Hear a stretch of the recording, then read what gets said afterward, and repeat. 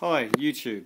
Today I'm going to show you how to change the brake pads on a Suzuki 650 XF, commonly known as a Freewind. Tools we're going to need today are as follows: 12mm socket, 14mm socket, ratchet, long nose pliers, and a couple of clamps to help pushing the pistons back into the calipers.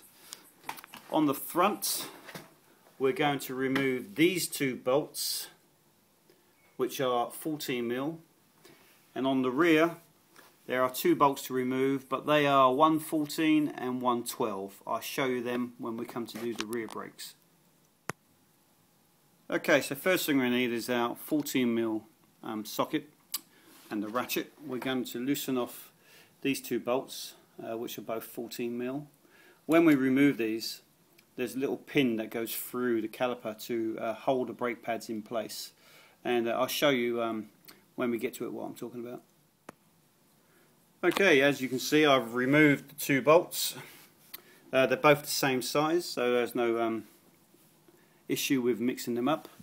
Now just simply pull your caliper off. You might take a little bit of a prising, but there we go, it's off. Now I just want to show you, these are very easy to remove. As you can see, these are new pads. I've only just changed them the other day, as I said. But in order to change them, just excuse me, I'm trying to hold the camera and do it. Just in there where my thumb is, just in there where my thumb is a little a little pin which we need to pull out. That's what the long nose pliers are for. So and once you pull that out, this pin, this long pin you can see going through, will just slide out. And once you do that, you're then in a position to remove the brake pads. Okay, this is the pin I was telling you about. That's keeping that long pin in place. Okay, so you need to pull this out. Just place that on the floor. Very easy. Come back to the caliper.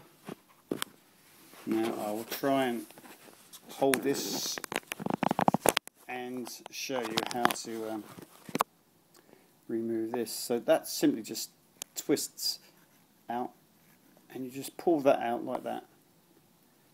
Place it on the floor. Now here's your pads. So imagine these were old ones. All we do is simply lift it up, pull it over that end. There we go, off. Simple as that. Take this one off, again lift it up, there you go. This one just falls out anyway. So that's the removal of the brake pads. Okay, so now what we're going to do is use the clamps that I showed earlier to squeeze these pistons back into their recess, allowing us to fit the brake pads easily back into position. So we'll go ahead and get these clamps up and show you. So here we go, here's one clamp that I fitted. You just squeeze this in until the piston's in fully. You may need to fit the second one on top just to stop this second piston from coming out. I used the old brake pad to squeeze them both back in. So what we do is now we'll fit the new pads. Okay, now we're in a position to fit the new pads. So here is the inside one. It goes underneath this clip, as you can see up here. Very easy to clip in, there you go. Not much to it at all. So that one's in. This one goes over the hook, slide it back in. There they are, fitted in there quite nicely. Now the pin, as I showed you earlier, back in through the hole, back all the way through, locate the hole just inside, find a little pin and push it in. That's it, job done, locked in place. Now all we have to do is place it over the caliper. Probably a little more difficult me trying to hold the camera and to do this at the same time. There we go. First time in. Just a matter of lining up my bolts into the caliper, into the housing, sorry.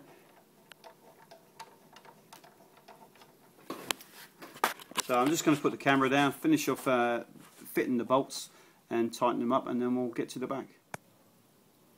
Okay, with the bolts tightened up and torqued up, don't forget to actually pump your front brake to make sure you take up the slack in the pistons so the brakes actually bind on your disc. Now that only took a few minutes to actually complete this task. Now we're going to turn our attention to the rear brake.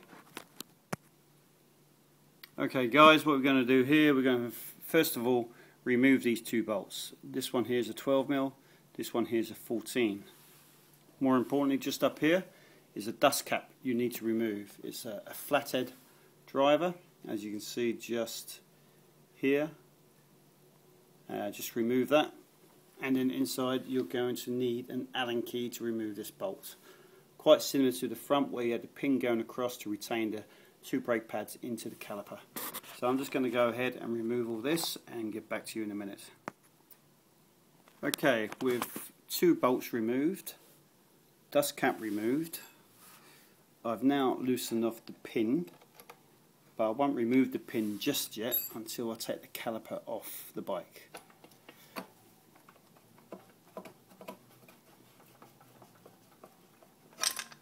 There we go. Right. As you can see, this is, let me just turn this over. Sorry about the camera action, but I'm trying to hold the camera and do this at the same time. So, as you can see, the only thing keeping these brakes in place is that one pin. And it's quite simply, remove the pin, take out the pads.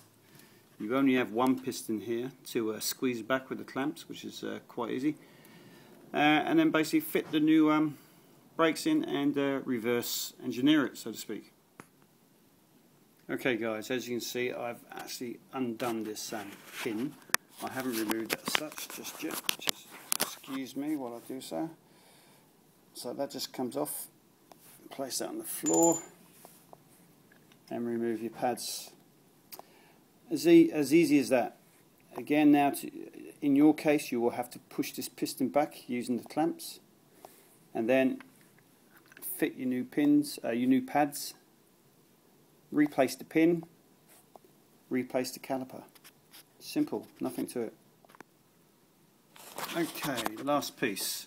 Obviously I've expanded the piston, put the pads back in, put the pin in. I haven't tightened it up, just not at this stage anyway. So now I'm going to put the bolts back in. Obviously the larger bolt goes towards the front of the bike. And then obviously the smaller bolt back into here. And just bear with me while I get this in location.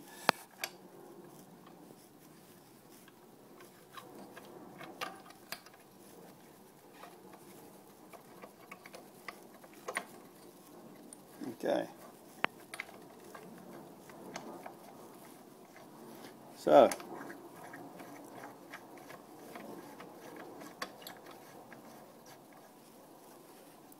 right, I'm just going to, go ahead and tighten these up to the correct torque, and I'll get back to you shortly. Okay guys, so what we've done is we've cranked these up to the correct torque. Please refer to the manual, and then you'll know what they are. So you can use Loctite to keep these in, to stop them from vibrating out loose. Put the pin in, tighten up with an Allen key, and then put the dust cap on. Tighten it up. Take the slack out of your brake and go and test drive. Hi guys, just a quick recap on what tools you need to do the job. You need a 14mm and 12mm socket, long nose pair of pliers, a clamp to compress the pistons back into the calipers, a flathead driver for the dust cap, and an Allen key for the pin in the rear caliper. I hope the video has been helpful.